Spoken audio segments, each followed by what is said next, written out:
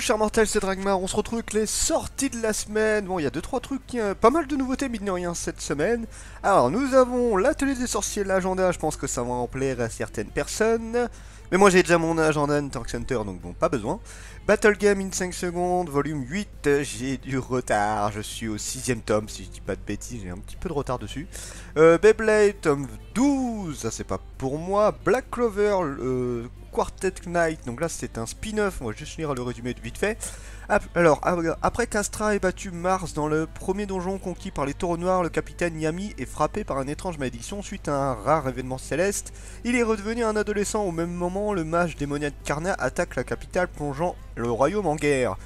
Nos héros sauront-ils résoudre le mystère de l'éclipse et ramener la paix au royaume de Clover? Peut-être, nous verrons bien.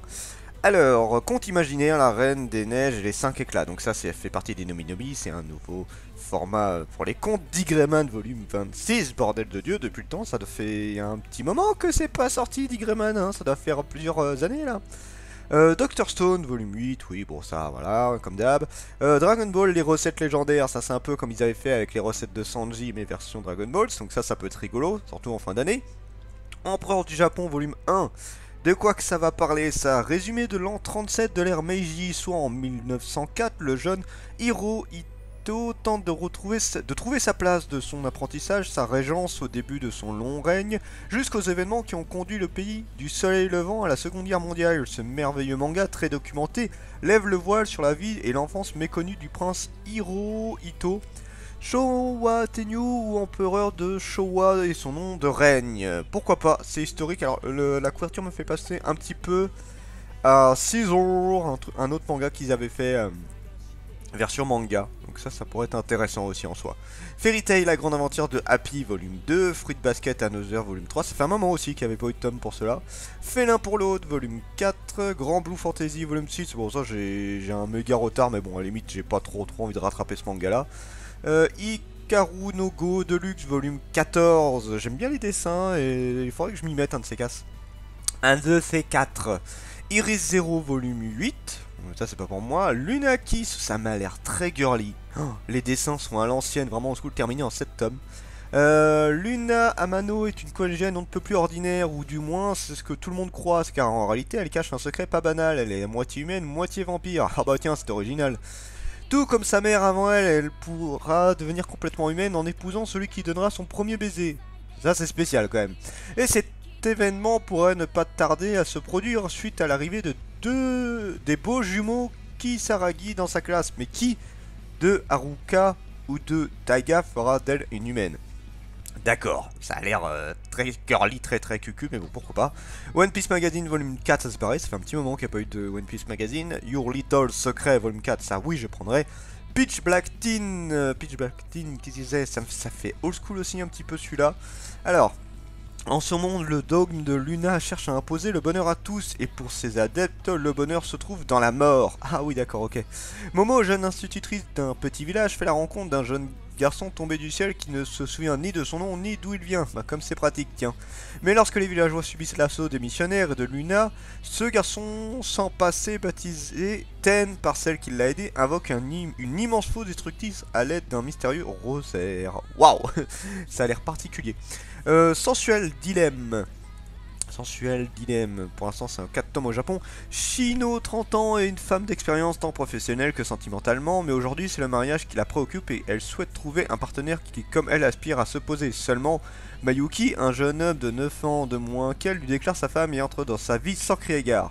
Comment résister à tant de spontanéité et de ferveur? Shino décide alors d'entretenir une liaison sans lendemain avec Mayuki jusqu'à ce qu'elle trouve celui qui répondra à ses critères de sélection. Ça me fait penser un peu à Game entre nos corps mais sans le côté mariage. Seven Deadly Sins volume 35, bon ça continue son petit chemin, je crois que c'est bientôt fini d'ailleurs. Shine volume 4, la couverture est toujours aussi classe.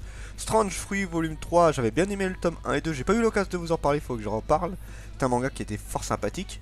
Sunken Rock édition Deluxe volume 5, pas pour moi. The Promised Neverland volume 10, alors j'ai totalement abandonné le manga, il ne m'intéresse absolument plus.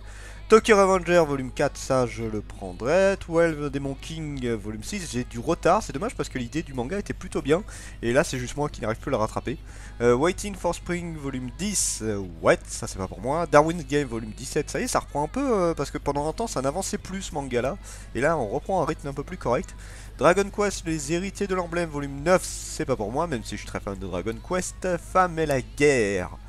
Alors, Femme et la guerre. Une prostituée partage avec son amant les actations érotiques qui procurent feu et destruction au beau milieu des ruines et des corps calcinés. Ce n'est pas l'amour qui les rapproche, mais bien le chaos ambiant.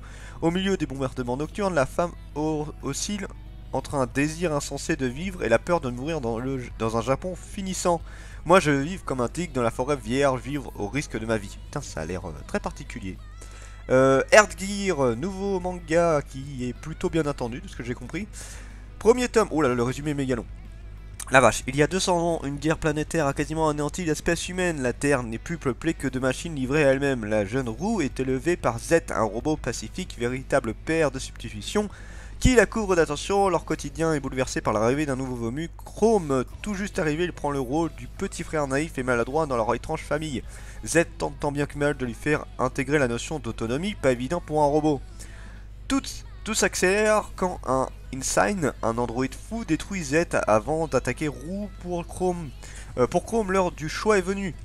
Il devient le protecteur de la fillette, il se révèle être un combattant surpuissant et écrase son adversaire. Heureusement, l'unité centrale de leur père adoptif est intacte, il ne reste qu'à lui trouver un corps compatible. Mais vers qui se tourner dans ce monde vaste sur le plein de dangers? Waouh, ça a l'air assez particulier, mais pourquoi pas. Il y a une version collector d'ailleurs pour celui-là. My Home Hero coffret starter, bon ça c'est pour Noël, hein, ça, limite je n'en parle pas. Persona 5 volume 1, apparemment c'est celui qui est le plus apprécié des Persona, de ce que j'ai compris. C'est pas une série de jeux que je connais. Suite à un malheureux accident, Akira Kurusu est forcé de changer de lycée et de déménager à Tokyo. Dégoûté par l'hypocrisie et la perversion des adultes, lui et quelques camarades rebelles vont former la bande des voleurs fantômes afin de reformer la société. Dans le monde surnaturel des palaces, ils peuvent compter sur la puissance de leur persona pour combattre les shadows et ainsi purger le cœur corrompu des habitants. Paru en 2016 au Japon, Persona 5 est considéré comme l'un des meilleurs RPG de tous les temps. Succès public et critique, le jeu fait souffler un vent frais dans le genre et continue de séduire les joueurs du monde entier grâce à son ambiance unique, sa narration soignée et son gameplay pointu. Et ben je testerai peut-être le jeu, mais le manga ne m'attire pas. Persona 3 ne m'avait pas plu plus que ça. Peut-être que le 5 me plaira plus, on verra. Reine d'Égypte, volume 6. Je crois qu'on n'est pas loin de la fin. Uberblatt, la fin. Oh, ça y est, on est à la fin du manga. Et il y a une version collector. Putain, celui-là, je le prends, c'est sûr, sûr, sûr et sûr. Dog N, volume 5. Gamaran, le tournoi ultime, volume 2. Ouais. Et on finit avec Mimesis, volume 3. Voilà, c'est tout ce qui sort cette semaine. Bah, ça fait quand même quelques petites sorties sympatoches. N'hésitez pas à me dire s'il y a des sorties qui vous intéressent que je vous présente. C'était Dragmar et je vous dis à la prochaine, chers mortels.